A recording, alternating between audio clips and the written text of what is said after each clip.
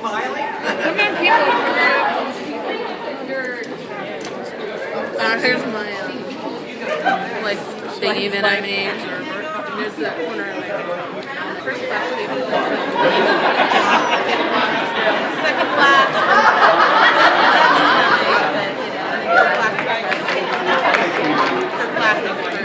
And then I have, they're each a person on the Titanic, and they have to write a journal. And then they write a journal entry as that. That's why we're up for the here. whole time. Thanks, so good.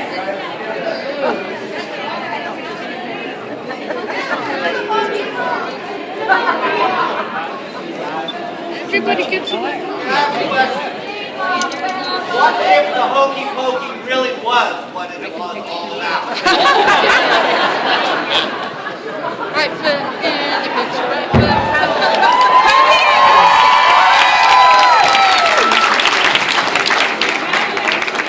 My fingers are timeline. Let me see. Let me just show you like my dresses. I'll get there.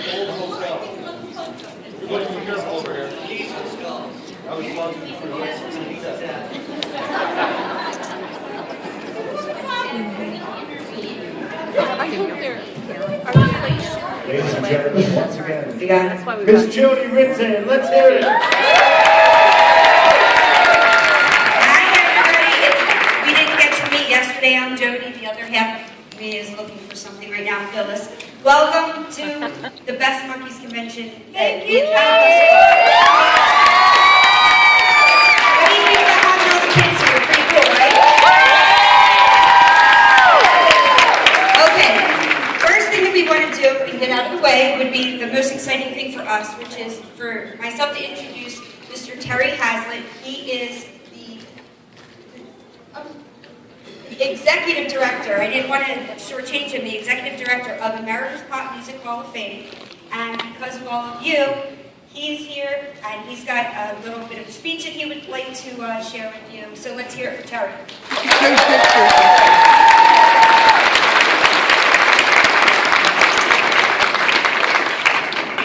This is going to be like preaching to the choir, and I know that, but we want to make it a formal induction, so we're going to give you the information anyway. 48 years ago, Columbia Pictures had the seemingly high concept of swiping an idea from a big screen and adapting it to a small screen. The big screen success was A Hard Day's Night. The resulting small screen series was The Monkees. Never heard of them. There was no existing band to star in The Monkees in the series, and the producers reportedly considering everyone from Stephen Stills to John Sebastian and Danny Hutton of Three Dog Night. Although it's pretty hard to imagine them singing Tapioca Tundra. Following hundreds of auditions, the producers finally settled on Mickey Dolenz, Davy Jones, Michael Nesmith, and Peter Tork.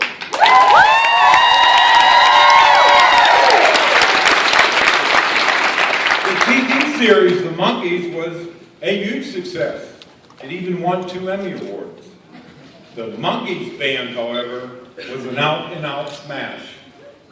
Let's count the waves. In 1966 and 1967, the Monkees had 4 #1 albums in a 12-month span.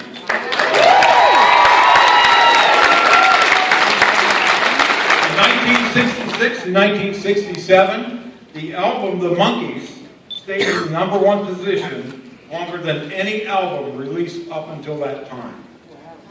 In 1967, the Monkees had the #1 and #3 songs of the entire year with I'm a Believer and Daydream Believer. In 1967, More of the Monkees was the best-selling album of the year. It stayed on the chart for 70 weeks, becoming the 12th best-selling album of all time.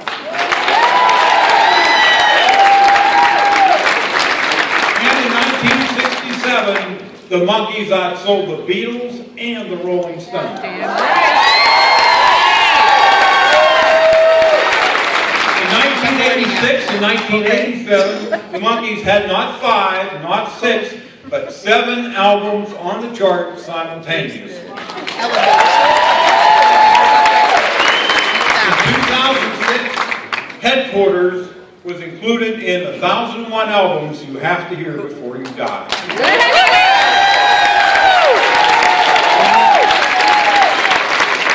And 48 years after the Monkees recorded their first hit, Mickey Dolenz, Michael Nesmith, and Peter Tork continued to have extremely successful careers. To put it succinctly, the Monkees, individually and collectively, have never been, nor ever will be, anyone's stepping stone. Oh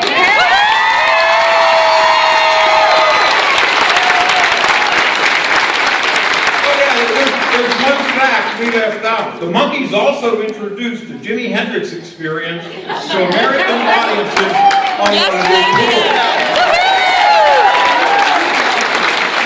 And if that sounds bizarre, it shouldn't. The Monkees defied categorizing, even though some tried to do just that. Some take the Monkees as bubblegum, as in Last Train to Clarksville. But of course, if you were here last night, you know it rocked out pretty well. Some said they were easy listening, as in Daydream Believer. Some said they were rock, as in I'm Not Your Stepping Stone. And some said they were psychedelic rock, as in Tapioca Tundra. If you listen to their albums, as millions did, you could also find flashes of country, blues, blue-eyed soul, and folk music.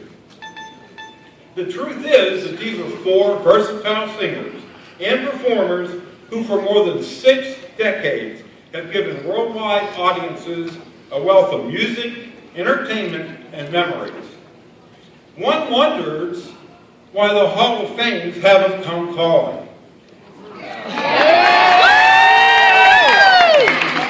We're here to tell you they have.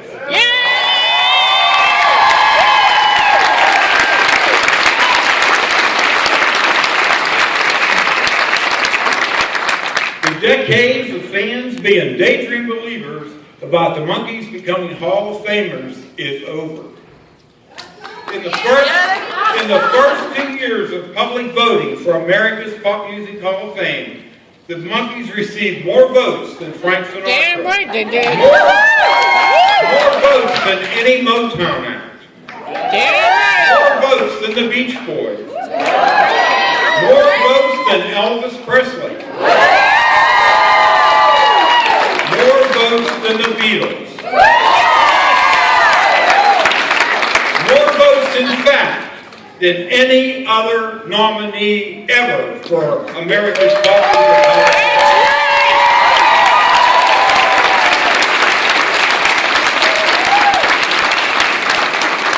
On this 15th day of March 2014, we are honored, proud, and extremely thrilled to present Mickey Dolenz, Davy Jones, Mike Nesmith, and Peter Tork as both collectively and individual inductees into America's Pop Music Hall of Fame.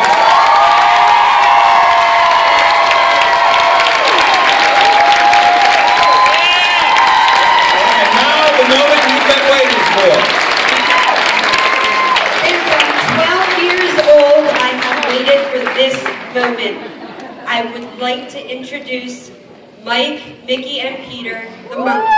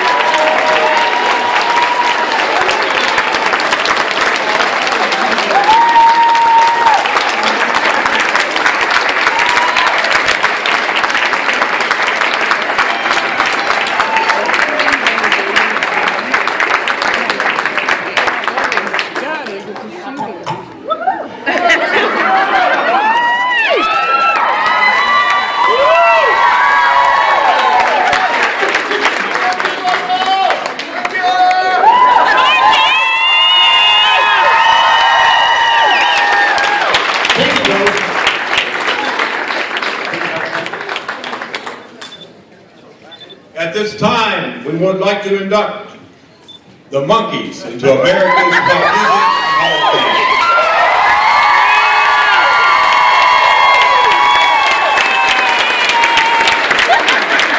Mine says Peter Noon. Mine says Mickey Nesbitt. We also want you to know we do have one for Davy Jones, and we'll be sending it to his face. Yeah.